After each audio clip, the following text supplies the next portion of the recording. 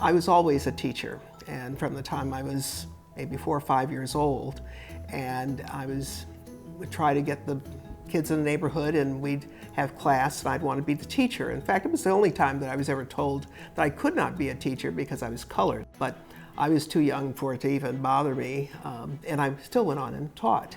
And so I went into mathematics and absolutely loved it. I loved the challenge of it. And then because it was a field that most people had difficulty with, I would find myself helping others or tutoring. And when you do that, you learn even more. And there's just something about whether you're teaching a person how to divide when they're 47 years old, or whether you're teaching a 3-year-old how to multiply.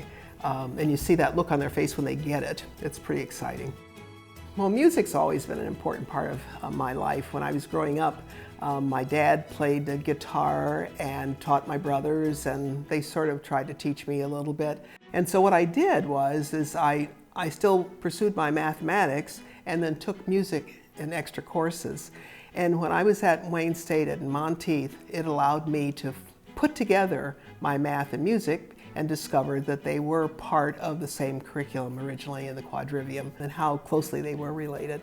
I have used my mathematics in my career approaches. First of all, I do believe that mathematics helps you to organize. It helps you to think through. I will show you my book that I kept from Wayne State on mathematics and logic. And it's that whole process of how you think through things. Moving into my first administrative role at the University of Missouri, where I was able to work on designing curriculum and helping students who, because they had had difficulty in mathematics through high school, were now in college and trying to capture that again and helping them to move on into their college work successfully. And that's when I really thought I would never leave being with students or leave being a teacher. But then I had the opportunity to go on and become an assistant dean. That was the critical point for me when I realized that an administrative position could be impactful and you could make a difference in people's lives. I absolutely loved my position as chancellor at Penn State DuBois. I love the energy, the enthusiasm there. I love the inclusiveness of the institution. But most of all, I really enjoyed helping an institution kind of change and begin to reach out to broader audiences. I think that as I work in education, I want to be that person in an individual's life that is communicating to them that they are important, they are special, that they can learn, they can do whatever they choose to in their life.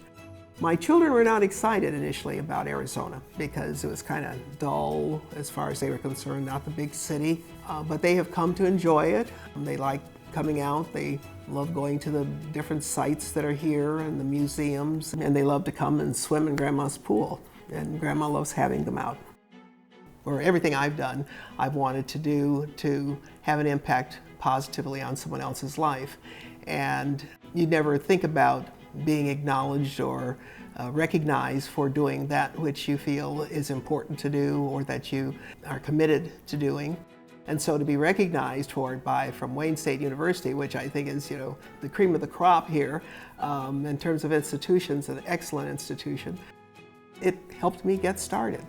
And that's one of the reasons I was willing to and looked into establishing a scholarship there at Wayne State, because I had been working on scholarships at other institutions for several years, and then it hit me, where did you start?